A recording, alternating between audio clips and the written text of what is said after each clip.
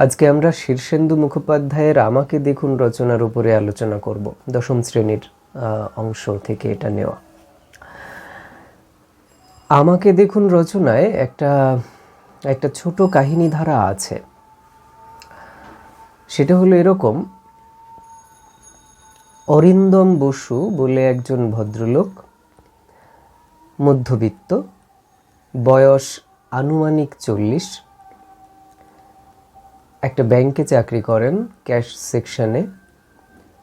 বাড়িতে তার স্ত্রী আছেন আর 4 বছরের একটা ছেলে আছে। এই অরিন্দম বাবুর একটা দিনের চিন্তাধারা এবং কর্মধারা, সেটাই এই রচনাতে তুলে ধরেছেন লেখক। এবং অরিন্দম বাবুর সেই চিন্তার ধারাটা এবং কর্মের ধারাটা বিশ্লেষণ করতে করতে লেখক কিছু কথা আমাদের সামনে বোঝাতে চেয়েছেন বা বলতে চেয়েছেন।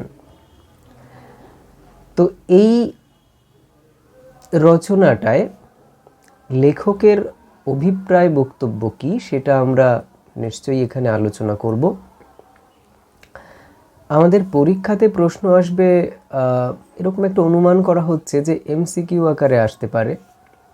সেক্ষেত্রে আমাদের টেক্সটটা খুব ভালো করে পড়তে হবে, টপিকটা। তো আমরা যারা এই ভিডিওটা দেখছি, খুব ভালো হয় যদি তারা রচনাটা একবার পড়ে নিয়ে তবে ভিডিওটা দেখে, তাহলে কনটেক্সটটা ধরতে সুবিধা হয়। আর যদি মনে করেন যে আগে ভিডিওটা দেখে তারপরে টেক্সট পড়বেন, সেটাও হতে পারে। তো অরিন্দম বাবুর সারা দিনের যে কর্মধারা, সেটা এরকম: সকালবেলায় তিনি যথারীতি অন্য দিনের মতো অফিসে বেরিয়েছেন। অফিসে যাওয়ার পথে প্রথমে তাকে বাড়ি থেকে বেরিয়েই বাসে উঠতে হয়েছে। কলকাতার রাস্তা, বাসে করে তিনি যাচ্ছেন। এই যাওয়ার সময়ে তার ভাবনা চিন্তার একটা ধারা আমরা এখানে দেখতে পাই। আমরা কেউ চুপচাপ বসে থাকি না, কিছু না কিছু আমরা ভাবতে থাকি। আমাদের মনের যে ভেতরে, সেখানে নানা রকম ভাবনা চলতে থাকে। অরিন্দম বাবুরও বাসে উঠেছেন, বাসে করে যাচ্ছেন। এই যাওয়ার সময় তার ভাবনার জগতে নানা জিনিস কাজ করছিল, নানা কথা তার ভাবনায় এসেছিল।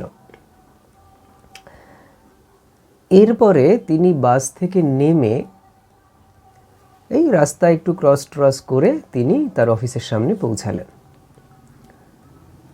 অফিসটা ব্যাংক। যে বিল্ডিংয়ে এই অফিস, সেই বিল্ডিংয়ের দোতলাতে এই ব্যাংকের অফিসটা রয়েছে। তিনি লিফট বেয়ে দোতলায় উঠলেন।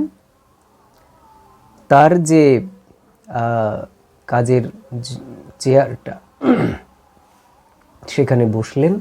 তিনি মূলত রিসিভিং এবং পেমেন্টস এই সেকশনে তিনি কাজ করেন। তো সেদিন তার যেখানে বসার কথা ছিল সেখানে বসলেন এবং সারাদিন ওই ব্যাংকে তিনি টাকা লেনদেন করলেন।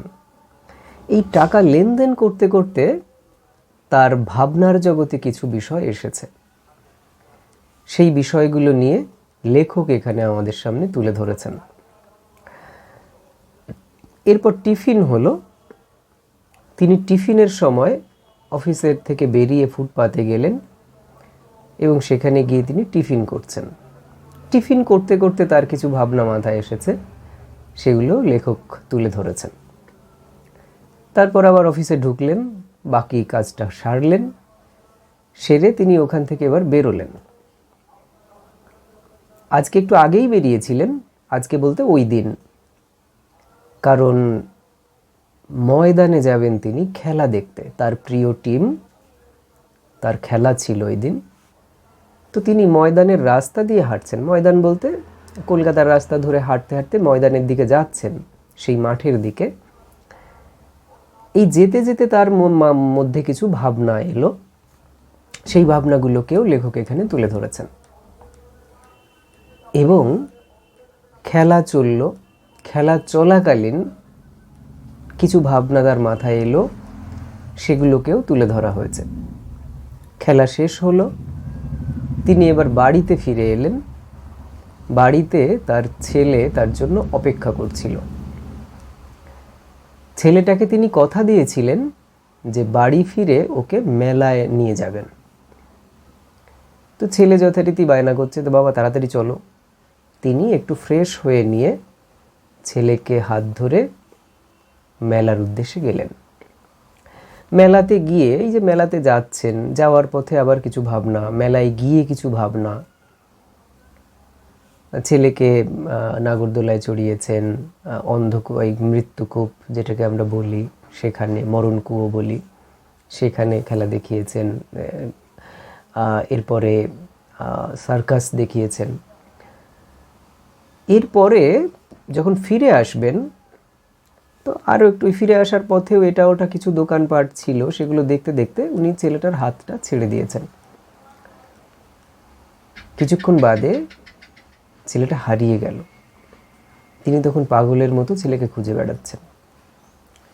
এইখানটাতে এসেই আমাদের এই রচনাটা শেষ হয়েছে। তো অরিন্দম বাবুর এই যে সারাটা দিনের যে কর্মকাণ্ড, এখানে অরিন্দম বাবুই এই রচনার কথক। তার সেই দিনের কর্মধারা এবং সেই কাজের সূত্রে তার মাথায় নানা রকম বিষয় আসা এবং সেই বিষয়গুলোকে তিনি লেখক অ্যানালিসিস করছেন। এইভাবেই রচনাটা শেষ হয়েছে। তো এই ভাবনার জগৎটাই প্রধান এই রচনাতে লেখকের বক্তব্য বিষয়। তো আমরা সেই ভাবনার জগতে কি কি এসেছে, কেন এসেছে, লেখকের এখানে অভিপ্রায় বক্তব্য কি, অভিপ্রেত বক্তব্য কি, সেই বিষয়গুলো নিয়ে আমরা সংক্ষেপে কয়েকটা কথা বলবো। আসলে এই প্রসঙ্গটা একটু জানা থাকলে তবে রচনাটা পড়তে আমাদের কাছে অনেক ইজি মনে হতে পারে, মসৃণ মনে হতে পারে। আর যারা আমরা অলরেডি এইগুলো জানি বা অনুভব করি বা বুঝেছি, তাদের তো এই ভিডিও দেখার প্রয়োজনও নেই। অরিন্দম বাবু একজন মধ্যবিত্ত। তিনি যখন বেরোচ্ছেন, বাসে উঠেছেন, তখন লক্ষ্য করা গেল যে বাসের কেউই তাকে আলাদা করে খেয়াল করছে না। বাসের আর 5 জন সাধারণ যাত্রীর মতো তিনিও একজন। তো এইটা নিয়ে ভাবতে ভাবতে অরিন্দম বাবুর হঠাৎ অন্য একটা প্রসঙ্গ মনে পড়েছে।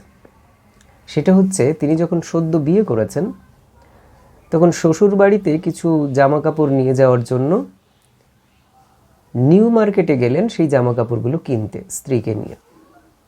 মফস্বলের মেয়ে তার স্ত্রী, নিউ মার্কেটের ওই আলো ঝলমলে পরিবেশে গিয়ে সে তো অবাক। দেখা গেল যে সে ওই শাড়ি টাড়ি এটা সেটা সেইগুলোর দিকে বারবার নজর করতে গেল। কথক অরিন্দম বাবুর একটু অভিমান হলো যে বিয়ে করা বউ, সে আমার দিকে গুরুত্বই দিচ্ছে না।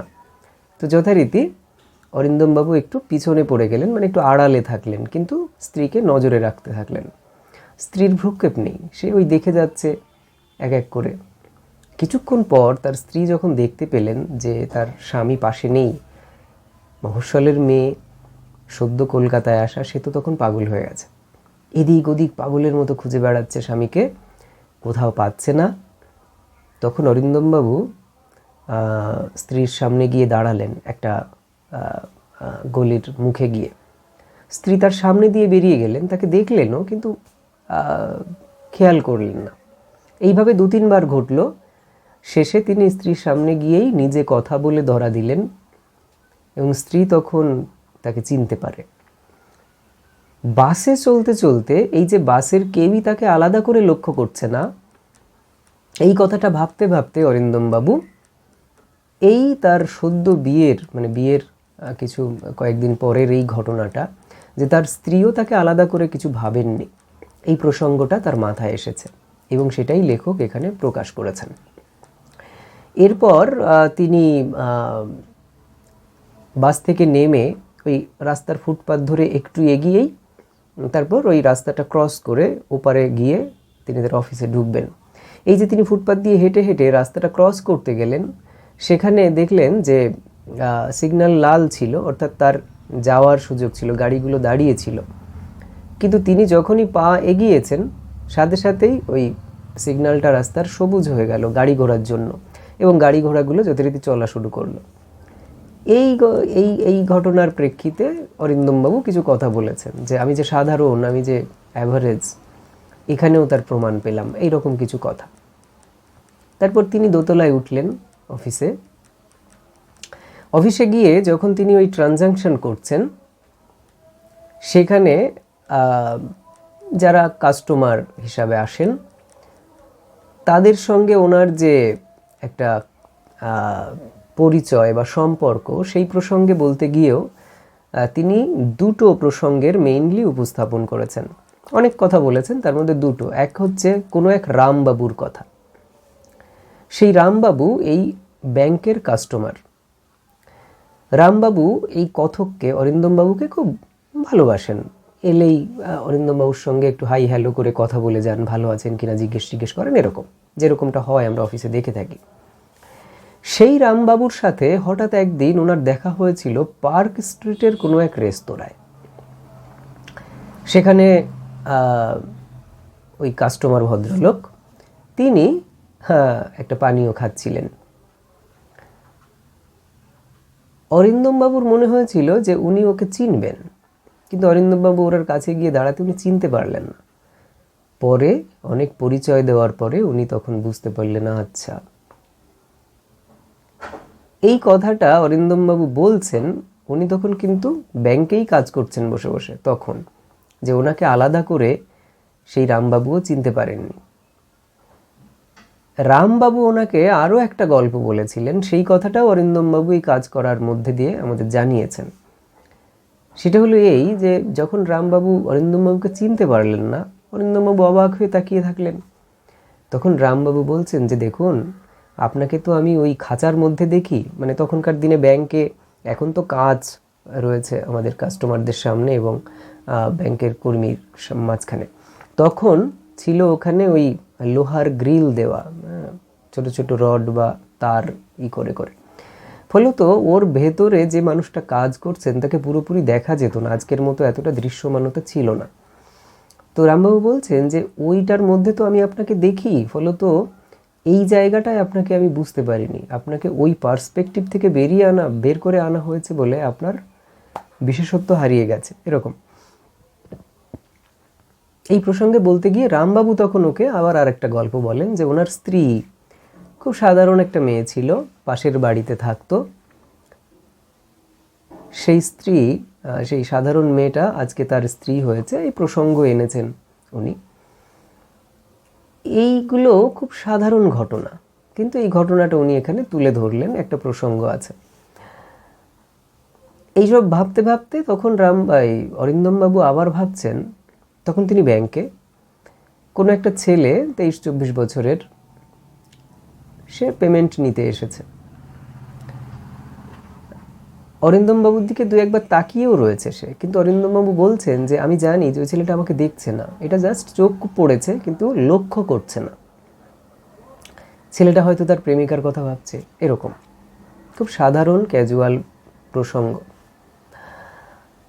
এরপরে উনি গেলেন টিফিন করতে, নিচে নামলেন, নিচে নেমে চায়ের দোকানে যেরকম হয় আর কি টিফিন করছেন।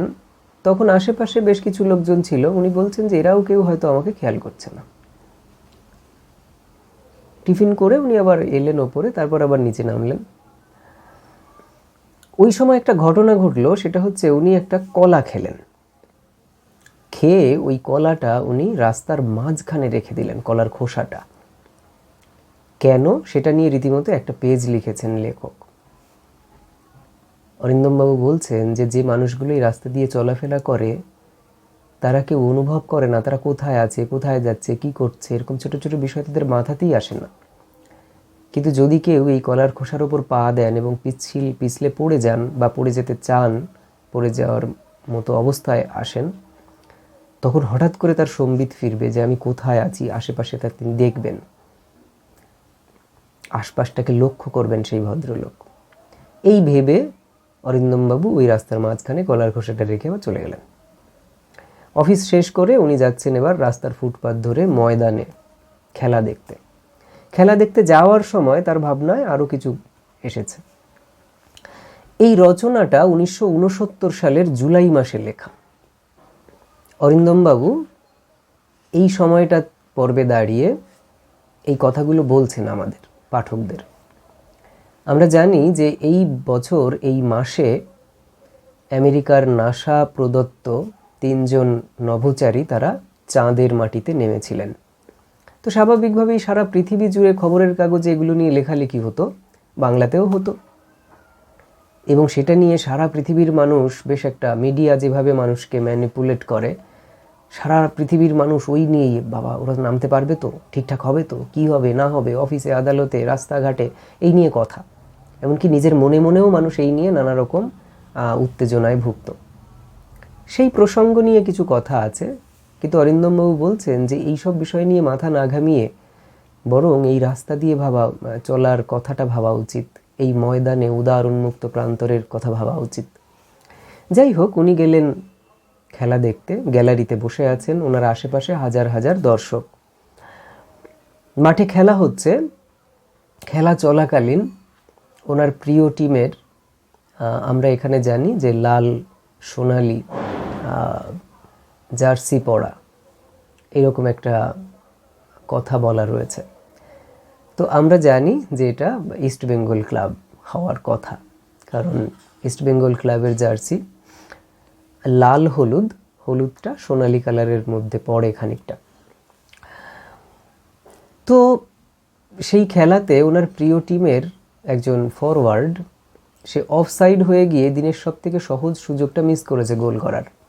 তার ফলে খেলাটা ড্র হয়ে গেছে এবং তার প্রিয় টিম 1 পয়েন্ট পেয়েছে মাত্র, যেটা 3 পয়েন্ট পেতে পারতো জিতলে। এই যে ঘটনাটা, এই ঘটনার প্রেক্ষিতে কথক অরিন্দমবাবুর ভাবনাটা এখানে প্রকাশিত হয়েছে যে তিনি একজন দর্শক, তিনি একটা ক্লাবের সমর্থক এবং এদের প্রচণ্ড আবেগ থাকে। আমরা যেটা দেখি, ক্লাবের খেলা হোক বা দেশের খেলা হোক, প্লেয়াররা কি করছে আমাদের তার উপর চরম উত্তেজনা তৈরি হয়, আমাদের ভীষণ আবেগ কাজ করে, আনন্দে আমরা আনন্দিত হই, আমাদের টিমের জয়ে আমরা আনন্দিত হই, হেরে যাওয়াতে আমরা খুব কষ্ট পাই। এই যে আমাদের আবেগটা যেভাবে কাজ করে তার একটা উপস্থাপন ওখানে আছে। এখান থেকে উনি বাড়ি ফিরলেন, তার ছেলে তাকে ডাকছে, এই যে ছেলেটা তার সঙ্গে লেফটে রয়েছে, তাকে নিয়ে যেতে হবে, এই প্রসঙ্গেও একজন পিতার মাথায় যে কথাগুলো এসেছে সেই কথাগুলোও এখানে বলা রয়েছে। ছেলেটাকে নিয়ে মেলায় গেলেন, মেলায় যাওয়ার প্রসঙ্গেও কিছু কিছু কথা বলা রয়েছে। এবং শেষে আমরা দেখি ছেলের হাত ধরে তিনি যখন ফিরবেন বাড়ির পথে, ফেরার সময় তখনও মেলার মধ্যে, মেলার একেবারে প্রান্তে এসে পৌঁছাননি, মেলার মাঝখানে ছিলেন, সেখান থেকে হাঁটতে হাঁটতে সাইডের দিকে এসে উনি এবার চলে আসবেন। ছেলেটা একটু এগিয়ে এগিয়ে যেতে চাইছে, তো উনি হাতটা একটু সময় ছেড়ে দেন। তিনি তখন ভাবনায় ডুবে যান। কোন ভাবনা? ওই যে চাঁদে যাওয়া যে 3 জন মানুষ, তারা কি পৌঁছাতে পারবে? এই যে খেলায় আজকে যে ছেলেটা অফসাইড হলো, কেন হলো, না হলে তো এই হতো না, এইসব ভাবছেন। এইসব ভাবতে ভাবতে হঠাৎ ওনার খেয়াল হয়েছে, আরে ছেলেটা কোথায় গেল? ছেলে হারিয়ে গেছে। উনি তখন পাগলের মতো ছেলেকে খুঁজছেন, একে ওকে জিজ্ঞেস করছেন যে এরকম নীল জামা পরা আমার ছেলেটা, আপনারা একটু দেখুন তো কোথায়। কিন্তু এইরকম কত কত ছেলে ওই মেলাতে রয়েছে, আলাদা করে তো চেনা যায় না। হাতটা ছাড়া উচিত হয়নি ওনার। দেখা গেল উনিও সাধারণ, ছেলেও সাধারণ, আলাদা কোনো বৈশিষ্ট্য নেই দুজনের মধ্যে। উনি বলছেন যে এরকম একটা ছেলের খবর পেলে আমাকে একটু জানাবেন, আমাকে একটু দেখে রাখুন, আমাকে একটু চিনে রাখুন। কিন্তু উনিও তো সাধারণ, ওনার মতো কত মানুষ ওরকম একই মুখের আছে বা একই রকম খানিকটা। ছেলেটাও তাই, আইডেন্টিটি হারিয়ে গেছে। এখানে এসেই আমাদের রচনাটা শেষ হচ্ছে। এমসিকিউ থেকে যদি এমসিকিউ ধরনের প্রশ্ন আসলে আমরা টেক্সট ভালো করে পড়ব, সেখান থেকে এই যে কাহিনী ধারা, এই কাহিনী ধারার ওপর থেকেই প্রশ্ন আসবে, এর ভেতর থেকে তো আর কিছু তেমন আসবে না। আমরা সেটুকু একটু পড়ে নেব। আর যদি বোধমূলক কোনো প্রশ্ন দেয়, জ্ঞানমূলক না হয়ে, বোধমূলক প্রশ্ন দিলে কয়েকটা প্রশ্ন যেভাবে আসতে পারে সেই প্রসঙ্গেই আমরা এখন থেকে পরবর্তী কয়েকটা কথা বলবো। এখানে আসলে লেখক বলতে চেয়েছেনটা কি? কথক অরিন্দম বাবুর মুখ দিয়ে উনি বলতে চেয়েছেন এটা, আমরা যারা মধ্যবিত্ত,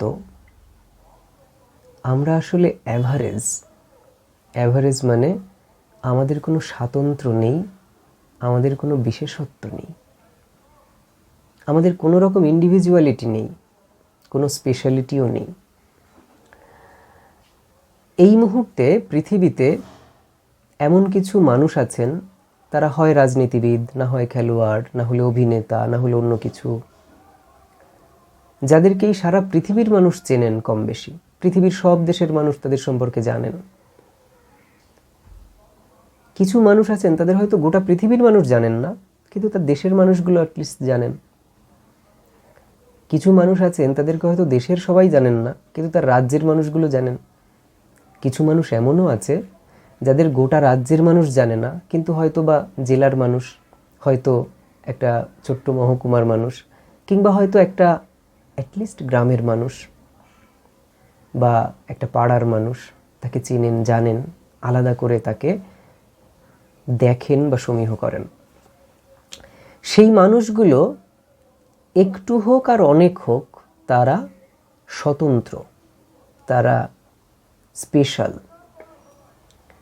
কিন্তু এর বাইরে পিরামিডের একেবারে নিচের লেভেলে যে লক্ষ লক্ষ কোটি কোটি সাধারণ মানুষ আছেন, এই মানুষগুলো সির্ফ কিছু সংখ্যা মাত্র। এখানে প্রসঙ্গ এসেছিল, তিনি বাসে করে যাচ্ছেন, বাসে ওনার মতো আরো অনেকে উঠেছে। কন্ডাক্টরের কাছে এদের আলাদা কোনো আইডেন্টিটি নেই, একটাই আইডেন্টিটি যে ইনি একজন প্যাসেঞ্জার। কোন প্যাসেঞ্জার, কে প্যাসেঞ্জার কেউ মনেও রাখে না। এই কন্ডাক্টরও কাউকে মনে রাখবেন, অরিন্দম বাবুকে তো নাই। কিন্তু যদি ওই বাসটাতে একজন বড় অভিনেতা উঠতেন, সাথে সাথে সবার চোখ চলে যেত, কন্ডাক্টরেরও। স্যার আপনি আমার বাসে উঠেছেন, বা দাদা আপনি আমার বাসে উঠেছেন, বা দিদি। তারা স্পেশাল। অরিন্দম বাবু সেই স্পেশাল লোকেদের মধ্যে পড়েন না। খেলার মাঠে হাজার হাজার লোক গ্যালারিতে রয়েছে। আমরা যদি ওপর থেকে একটা ড্রোন শট নিই, তাহলে এই গ্যালারির মানুষগুলোকে কাউকে আলাদা করে চেনা যাবে না। শুধু অজস্র অগুন্তি কিছু মাথা দেখা যাবে, কালো কালো। ওই মাঠের প্রেক্ষিতে স্পেশাল মানুষ হচ্ছে ওই মাঠের মধ্যে যে 11-22 জন, আর কোনো ক্ষেত্রে রেফারি বলা যেতে পারে। সব কটা চোখ তাদের দিকে, তারাই স্পেশাল। অরিন্দম বাবু এখানেও সেই অর্ডিনারি ফোক, মানে গ্রুপের মধ্যে একজন, ক্রাউডের মধ্যে একজন। এই যে ব্যাংকে তিনি কাজ করেন, এখানে অরিন্দম বাবুর কোনো স্পেশালিটি নেই, কোনো স্বাতন্ত্র্য নেই।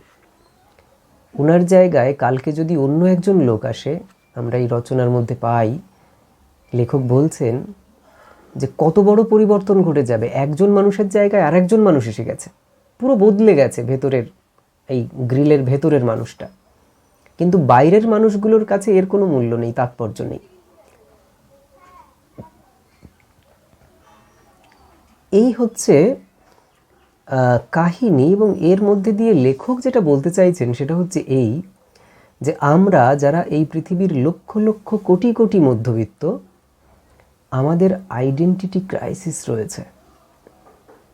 আমরা আসলে সাধারণ, অ্যাভারেজ। এই নিয়ে একটা যন্ত্রণার কথা আছে এই রচনায়। আরেকটা বিষয় রয়েছে, সেটা হলো এই যে অ্যাভারেজ মানুষগুলো, এই যে মধ্যবিত্ত মানুষগুলো, যার মধ্যে আমি, আপনি, আমরা অনেকেই পড়ি,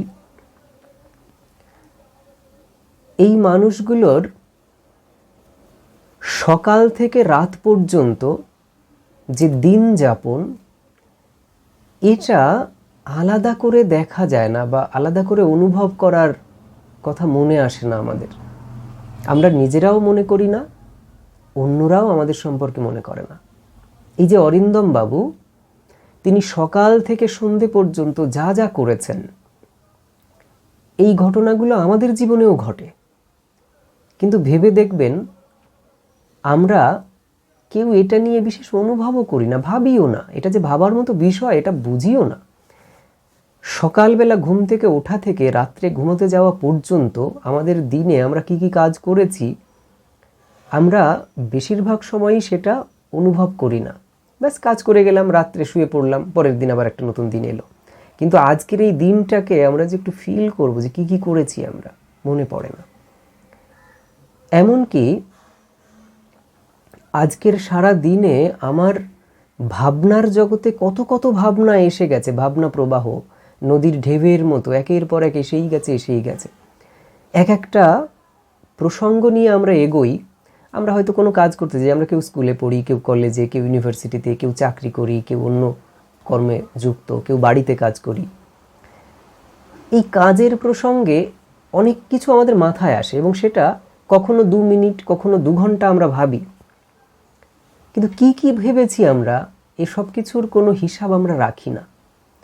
যদি আমরা রাখতাম, যদি কোনো দিন রাত 10টার সময় বা রাত 12টার সময় আমরা ঘুমানোর সময় একটু অনুভব করতাম যে আজ সকাল থেকে সন্ধে পর্যন্ত আমি কি কি করেছি, দেখি তো কি কি ভেবেছি আমি আজ, আমাদের নিজেকেই নতুন রূপে চিনতে পারবো যে আমি এই ভাবনাগুলো ভেবেছিলাম। কিছু ভাবনা আমাকে গর্বিত করবে, কিছু ভাবনা আমাদেরকে মাথা নত করবে লজ্জায়। এইটা একটা বিষয় যে আমরা যারা সাধারণ মানুষ, যারা অ্যাভারেজ মানুষ, সেই মানুষগুলো আমরা যেভাবে ভাবি, আমরা যেভাবে করি, তার সবটা আমাদের মনে থাকে না। আমরা ভাবিও না এতটা ডিটেলসে কিছু। এটা যে ভাবনার মতো কিছু, এটাকে যে গুরুত্বপূর্ণ, এটা আমরা অনুভব করি না। আরেকটা বিষয় আছে এই রচনার মধ্যে, সেটা হচ্ছে আমরা সেই আমাদের আশেপাশে যা কিছু আছে, আমাদের ইমিডিয়েট নেবার বলতে যে জিনিসটা বোঝায়, সেটার প্রতি আমরা খুব একটা সচেতন নই। আমি যে বাড়িতে থাকি, আমার বাড়িতে যে পরিবারের অন্য সদস্যরা আছে, আমরা খুব একটা সচেতনভাবে তাদেরকে প্রতিদিন অনুভব করি না, খুব একটা অনুভব করি না। দৈনন্দিনতার গতানুগতিকতায় আমাদের সম্পর্কগুলো কোথাও যেন তাদের আপন স্বরূপটাকে হারিয়ে ফেলে। দ্বিতীয়ত, আমাদের বাড়িতে ছোট ছোট জিনিসপত্র, সেগুলো আমাদের খুব একটা সচেতন দৃষ্টি আকর্ষণ করতে পারে না, আমরা দিই না। আমরা যে রাস্তা দিয়ে হাঁটি, সেই রাস্তায় আশেপাশে কত কিছু দেখার আছে, কত মানুষ আছেন। আমরা যে স্কুলে পড়ি, কলেজে পড়ি, আমরা যে চাকরি করি, সেখানে আমাদের সহকর্মী আছেন, সহযাত্রী আছেন, সহনাগরিক আছেন। কিন্তু আলাদা করে এরা আমাদের চোখে কখনো ভেসে ওঠেন না, আমরা কখনো আলাদা করে ফিলই করি না। রাস্তা দিয়ে হেঁটে যাচ্ছি, আমি আমার মতো করে হেঁটে যাচ্ছি, সামনে যে মানুষটা হেঁটে আসছেন তাকে দেখে আমাদের যে কিছু ভাবনা কাজ করবে, আমাদের বেশিরভাগ সময় এটা করে না। এমনকি যে রাস্তা দিয়ে আমরা হাঁটছি, সেই রাস্তাটা সম্পর্কে আমরা সচেতন নই, পারিপার্শ্বিক সম্পর্কেও সচেতন নই, আমরা এগুলো নিয়ে ভাবি না। অথচ আমরা ভাবি কি নিয়ে, যেগুলোর সঙ্গে আমাদের সরাসরি কোনো সম্পর্ক নেই। এখানে এরকম 2টো প্রসঙ্গ দিয়েছে। এক হচ্ছে চাঁদে যাওয়া সেই 3 জন মানুষ নিয়ে, কোথাকার কোন আমেরিকায় কারা কাদের চাঁদে পাঠাচ্ছে, এটা নিয়ে আমাদের কিছু যায় আসে না। কিন্তু এটা নিয়ে আমরা ঘন্টার পর ঘন্টা ভাবছি, অনেক কিছু ভাবছি, অনেক আবেগ আমরা এতে ইনভেস্ট করছি। আর একটা প্রসঙ্গ ছিল খেলা দেখার প্রসঙ্গ। নিজের প্রিয় টিমটা ড্র করলো, এটা নিয়ে তিনি সারাক্ষণ ভেবে যাচ্ছেন, সারাক্ষণ ভাবছেন, খেলা চলাকালীন ভাবছেন, খেলা থেকে বেরিয়ে আসার পথে ভাবছেন। ওই টিম জিতলো কি হারলো তাতে ওনার কিন্তু পরিবারের কোনো ভালো মন্দ নির্ধারিত হবে না, কিন্তু তিনি এগুলো নিয়ে ভেবেছেন। আমরা দেখি যে কোনো একজন ফিল্ম অভিনেতা বা অন্য কেউ, তারা কি খাচ্ছেন এটা নিয়েও আমরা ভাবি, আমরা পড়ি গোগ্রাসে। এই অ্যাটেনশনটুকু আমি আমার নিজের প্রিয়জনকে দিই না। আমার প্রিয়জন কি খাচ্ছে এটা নিয়ে আমরা সবসময় সচেতনভাবে ভাবি না। লেখক এখানে আমাদের প্রায়োরিটিটাকে নতুন করে সেট করতে বলছেন, রিঅ্যারেঞ্জ করতে বলছেন। এখানে দুটো প্রসঙ্গ উল্লেখ করেছেন লেখক। প্রথম প্রসঙ্গটা হচ্ছে নিউ মার্কেটের ঘটনা। তার স্ত্রী কেনাকাটা করতে গেছে স্বামীর সঙ্গে। স্ত্রীর কাছে কিছুক্ষণের জন্য ওই শাড়ি, গয়না, ওই সব আলো ঝলমলে পরিবেশ, এটাই গুরুত্বপূর্ণ হয়ে উঠেছিল। স্বামী অ্যাটেনশনের পিছনে চলে গেছিল, পিছনের দিকে। লেখক তার পরিণতিটা টেনেছেন এভাবে যে সে তার স্বামীকে চিনতে পারেনি। অ্যাটেনশনই তো ছিল না, অ্যাটেনশনটা ছিল শাড়ি গয়নায়। কিন্তু এর ফল কি হলো? হারিয়ে গেল। হারিয়ে যাওয়াটা আসলে একটা প্রতীক মাত্র। আমরা জানি যে বিবাহিত একজন পুরুষ তার স্ত্রীর চোখে এভাবে হারাবে না। অ্যাটলিস্ট 2-3 বার তিনি যখন স্ত্রীর সামনে গিয়ে দাঁড়িয়েছেন, নিশ্চয়ই সে চিনবে না, এরকমটা প্র্যাকটিক্যালি হয় না। এখানে হারিয়ে যাওয়া বলতে আইডেন্টিটি ক্রাইসিস, আমাদের আত্মপরিচয় হারিয়ে যায়, আমাদের প্রিয় মানুষের সঙ্গে আমাদের সম্পর্কগুলো হারিয়ে যায়। সেই হারিয়ে যাওয়ার কথা বলেছেন লেখক। শেষের প্রসঙ্গটা এরকম ছিল, ছেলেকে নিয়ে তিনি মেলা থেকে বেরোবেন। এই অবস্থাতে হঠাৎ ছেলের আঙুলটা তিনি ছেড়ে দিয়েছেন, ছেলের হাতটা ছেড়েছেন। ইম্পর্ট্যান্ট এই প্রসঙ্গটা। কি করেছেন? তিনি তখন দুটো বিষয় নিয়ে হঠাৎ করে ভাবতে ভাবতে আনমনা হয়ে যান। একটা প্রসঙ্গ হচ্ছে ওই যে আমেরিকা 3 জন মানুষকে পাঠিয়েছে, তারা ঠিকঠাক নামতে পারবে তো, এই নিয়ে ভাবনা। আরেকটা ভাবনা, আজকে ম্যাচটাতে ওইভাবে কেউ অফসাইড হয়ে দাঁড়ায়, এত সহজ সুযোগটা ছিল রে, ইস ছেলেটা এইভাবে মিস করলো। বিশ্বের 2 প্রান্তের দুটো বিষয়, যার সঙ্গে তার পরিবারের সরাসরি কোনো রকম সম্পর্ক নেই, সেই দুটো বিষয়কে তিনি বড় করে দেখলেন। সেই দুটো প্রসঙ্গ তার অ্যাটেনশনের বেশিরভাগ জায়গাটা জুড়ে থাকলো। তার সন্তান নন, এই জন্য ছেলেটা হারিয়ে গেল। আসলে এখানেও ছেলেটা ফিজিক্যালি হারালো, এর চেয়ে বড় কথা ছেলেটার সাথে তার সম্পর্কের যে গাঢ় বা ঘন যে বাঁধনটা, সেটা হারিয়ে গেল। লেখক এখানে আমাদের সাবধান করছেন যে আমরা যদি আমাদের আশেপাশের প্রিয় মানুষ, কাছের মানুষ, সহমানুষ বা সহনাগরিক, এদের দিকে দৃষ্টি না দিই, আমরাও এরকম হারিয়ে যাব, সাধারণ হয়ে যাব। আর একটা প্রসঙ্গ, মানে এই প্রসঙ্গ সূত্রেই, আগের প্রসঙ্গ সূত্রেই এরকম বলেছেন যে কলার খোসা। অরিন্দমবাবু কলার খোসাটা ফেলেছিলেন, তিনি কি করলেন? রাস্তার মাঝখানেই কলার খোসাটা ফেলে দিলেন। কেন? অরিন্দমবাবু বলছেন যে যদি কখনো কেউ এর ওপর পা দিয়ে পিছলে পড়ে যায় বা পড়ে যাওয়ার মতো হয়, তার হয়তো একটু খারাপ লাগবে, কিন্তু পরক্ষণে তার ভালো লাগা উচিত, আমি তার একটা বড় উপকার করেছি বলে। কি উপকার করেছেন? অরিন্দম বাবুর মুখ দিয়ে লেখক আমাদের জানিয়েছেন যে তার উপকারটা হবে এই, তিনি হঠাৎ করে তার পারিপার্শ্বিক সম্পর্কে সচেতন হবেন। যে রাস্তাটা ধরে তিনি হাঁটছিলেন ওই রাস্তাটা তার জীবনে কোনো ইম্প্যাক্টই ফেলতো না। আমাদের জীবনে আমরা কখনো ফিলই করি না যে আমি এখান দিয়ে হাঁটি, কিন্তু যখন ওই কলার খোসাতে তিনি পা পিছলে যাবেন সাথে সাথে তার মনে হবে আরে বাবা আমি এখানে আছি। হয়তো তার আশেপাশের মানুষগুলো সম্পর্কে তার সচেতনতা বাড়বে, কারণ 5 জন মানুষ হয়তো তাকে এসে টেনে তুলবে, তিনিও তাদেরকে দেখবেন, তাদের সাথে একটু সৌজন্যের কথা হবে। লেখক বলছেন যে আমাদের পারিপার্শ্বিকের প্রতি সচেতন থাকা উচিত। আমরা এভাবে নির্লিপ্ত হতে পারি না, হলে আমাদেরই ক্ষতি। এই রচনার নাম করেছেন আমাকে দেখুন। নামকরণের পিছনে দুটো কারণ আছে, দুই দিক থেকে এই নামকরণটা সার্থক। একটা দিক থেকে লেখক অরিন্দম বাবুর মুখ দিয়ে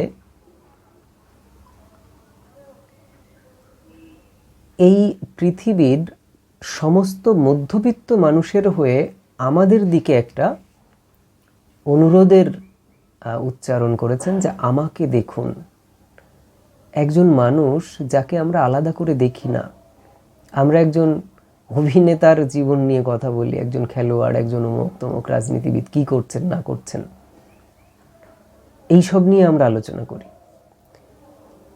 কিন্তু আমার বাড়িতে আমার বাবা, আমার মা, আমার ভাই বোন, আমার সন্তান, আমার স্ত্রী, আমার স্বামী,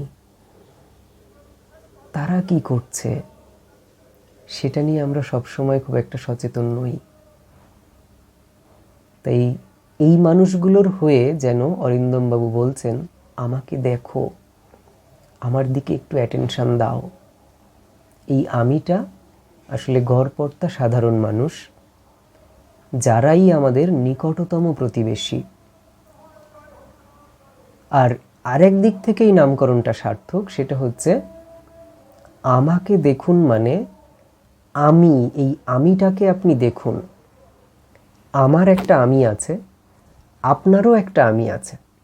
আপনার আমিটা আপনি নিজে, আমার আমিটা আমি, আমার ভেতরের সেই সত্তাটা। আমার ভেতরের সেই সত্তার প্রকাশ কিসে? আমার চিন্তায়, আমার কথায়, আমার আচরণে, আমার কাজকর্মে, আমার দিন যাপনে। আপনার ক্ষেত্রেও তাই। লেখক বলছেন অরিন্দম বাবুর মুখ দিয়ে যে আপনার ভেতরের সেই আমিটাকে দেখুন।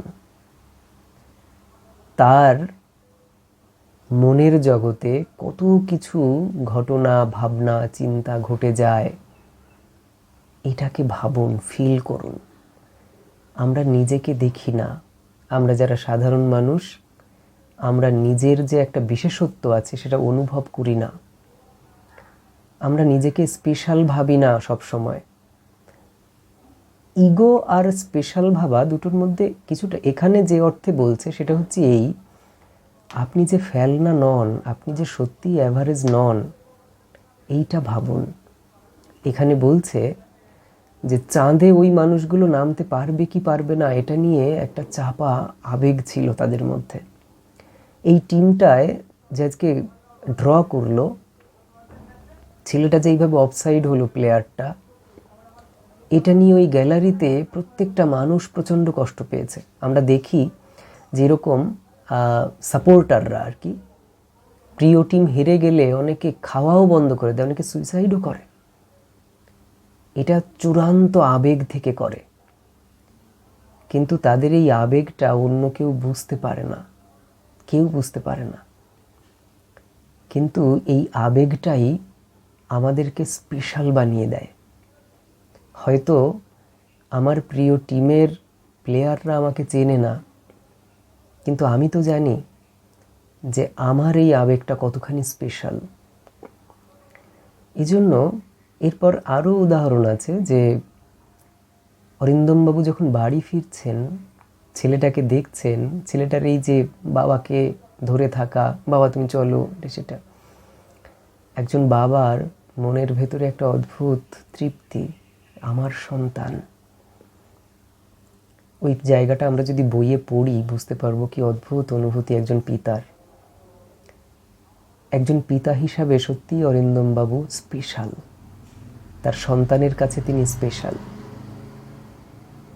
তাই এখানে লেখক বলতে চেয়েছেন যে এই যে আপনার আমিটাকে দেখুন, সেই আমিটা খুব একটা কম স্পেশাল নয়। হয়তো তাকে একটা দেশের মানুষ, একটা রাজ্যের মানুষ বা এই গোটা পৃথিবীর মানুষ চেনে না, কিন্তু আপনি জানেন যে এই মানুষটার যে আবেগ সেটা ওই যে স্পেশাল মানুষ রূপে পরিচিত তাদের আবেগের চেয়ে কোনো অংশে কম নয়। এই আবেগ, এই অনুভূতিতে আপনিও অন্যদের চেয়ে কোনো অংশে কম নন, বরং স্পেশাল কেউ একজন। এই দুটো জায়গা থেকেই আমাদের এই গল্পের এই রচনার নামকরণটা সার্থক। রচনার লাইন বাই লাইন তোমরা পড়বে। এমসিকিউ এর জন্য এখান থেকে কিছু জ্ঞানমূলক প্রশ্ন আছে, একেবারে ইনফরমেটিভ যে প্রশ্নগুলো, সেগুলো তোমরা পড়তে থাকবে। আর বোধমূলক প্রশ্ন এই কথাগুলোর প্রেক্ষিতে তোমরা ওই লাইনগুলো পড়লে বুঝতে পারবে, সেই অনুযায়ী লিখবে। এমসিকিউ আকারে প্রশ্ন হলে তার জন্য এই টেক্সটটাকে পড়ে কিভাবে প্রস্তুতি নিতে হবে এই বিষয়টার ওপরে আমি একটা সেপারেট ভিডিও করব। আমি একটা ভয় থেকে লক্ষ্য করেছি যে অনেকে এমসিকিউ এর ক্ষেত্রে সাজেস্টিভ পড়া পড়ছে। এটা ঠিক নয়।